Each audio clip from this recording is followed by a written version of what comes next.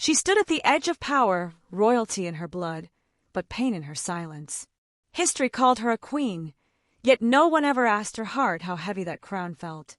Welcome to Biblical Stories, where forgotten voices echo through time. In this series, Royal Diaries, first-person emotional stories of queens, princesses, and noble women of the Bible, we unveil their untold pain, secret strength, and divine purpose. These are not just ancient tales, they're the heartbeats of women who shaped faith from behind palace walls. They remember me only through one name, Lois, but behind that name hides generations of silence, prayers whispered into the folds of linen cloth, and tears shed between the folds of time.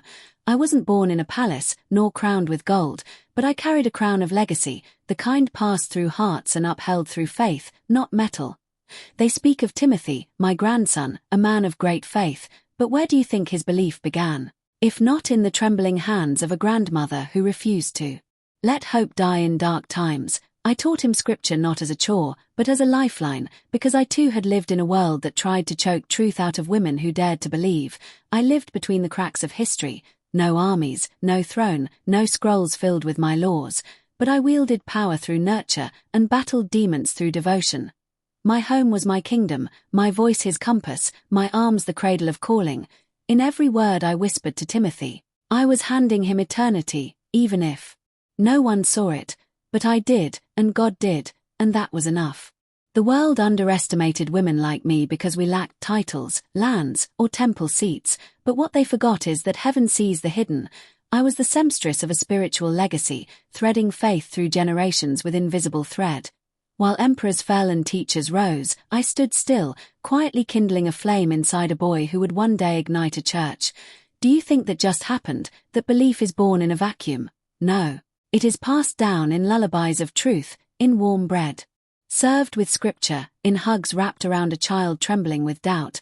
I was the echo behind his roar, the well behind his river.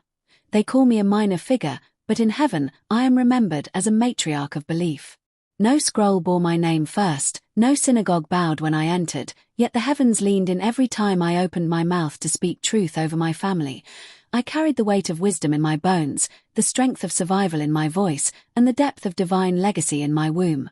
When Eunice, my daughter, learned to pray, it was from my lips, not from the mouths of rabbis who rarely saw women as vessels of divine wisdom, and when she passed that down to her son, she wasn't starting a new story, she was continuing mine. Motherhood was never small to me, because I knew the eternity it could unlock. In those days, we had no platform, but we had presence, and my presence was fierce, faithful, and filled with the Spirit. I didn't preach in public squares, but I prophesied in my kitchen. I didn't write letters to churches, but I etched truth into the soul of a boy who would write them, and though they call Paul his mentor, I know deep down that mentorship began in the quiet moments when I looked into Timothy's eyes and said, God has a plan for you, child. Don't you ever forget it. I planted that seed, and heaven watered it. Faith isn't just learned through sermons, it is learned through survival, and I survived poverty, persecution, and patriarchy, and still believed. That's what made my faith pure, not because it was perfect, but because it was tested. And when you've held belief through seasons where nothing made sense, that belief becomes unshakable. I held that kind of faith, and I gave it away freely, like bread during famine, because I knew what it meant to starve for truth. People now speak Timothy's name in sermons, in churches, in devotionals, but they don't mention the old woman behind the boy, the wrinkled hands that first folded in prayer when he was sick, or afraid, or too young to understand what faith meant. But God remembers. Heaven never forgets the women who light the match before the world sees the fire, and I, Lois, was one of them. I didn't have wealth, but I had wisdom. I didn't have power, but I had presence. I didn't build a synagogue, but I built a sanctuary in my home, and sometimes that's all God needs. A place, a person, a pulse of faith willing to say yes. I said yes, again and again, every day, in small acts no one saw, because I believed God used the hidden to shake the visible, and that belief became my legacy. Even when doubts crept in, am I doing enough? Will my voice matter? I pressed on. Because faith isn't about what you feel, it's about who you follow, and I followed God, even when I couldn't see the outcome. I trusted that every verse I recited, every tear I wiped, every night I stayed awake praying for my family, it all mattered. I lived in obscurity, but I loved with intensity, and love like that never goes unnoticed by heaven. People think legacy is built on loud moments, crowns, battles, thrones, but I've learned it's built in the quiet, in holding on when others let go, in believing when others gave up, in teaching when no one is watching. I was not royalty by bloodline, but I was royalty in spirit, because I carried something eternal and I passed it on. If you are enjoying this video, please like, subscribe, and hit the notification bell to help this channel reach more people. Now let's continue. Even now, if you close your eyes and listen, you might hear the soft voice of a grandmother teaching truth in the corner of a humble room. That was me, whispering eternity into ordinary days. No spotlight, no choir, just me, a woman clothed not in purple silk but in purpose.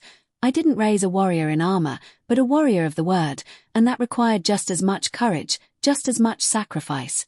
Some women build empires, they remember us. Others build disciples, they remember him, and I chose. That kind of legacy, the invisible kind that ripples through generations long after your name is forgotten by the world. I watched the world change around me, watched voices rise and fall, but I stayed grounded in the ancient truths. I never needed to reinvent faith, I needed to relive it daily in my home. While others debated the Torah, I demonstrated it through compassion, discipline, humility. I didn't need to be loud, I just needed to be consistent. That was my revolution, faithfulness, and that's what shaped my family into a lineage of kingdom builders. The legacy of Lois is not carved in stone, but it is carved in spirit, and the spirit never forgets. In the quiet mornings when dew still kissed the ground, I would rise and pray, sometimes for strength, sometimes for peace, often for Timothy. I'd speak his name into heaven's court and beg God to make him a man of truth. I didn't know what his future held, but I knew who held his future, and that was enough to keep believing. I didn't raise him alone, but I believed alone many times. When no one else could see what I saw in him, I saw greatness. Not because of who he was, but because of who God is. And I knew that if I could just keep him close to the word would carry him. They talk about Paul's letters now, but even Paul knew where Timothy's roots came from. He honored me in just a few words, but to be named at all in those sacred texts, that was God's way of telling me, I saw you, Lois. You were never invisible to me. I cried when I first heard those words read aloud, not because I needed recognition, but because I needed reassurance, and God gave me that. He gave me a verse in history to say, the unseen matters. That single mention was heaven's microphone turned toward a grandmother's devotion. I lived through hardship, through moments when I had to choose faith over fear, purpose over pain, truth over convenience, and each time I chose faith, I handed that choice to my grandson without even knowing. Our children don't just inherit our genetics, they inherit our convictions, and I wanted mine to inherit something that couldn't be broken by time, pressure, or lies. I wanted him to inherit faith strong enough to outlive me, and it did.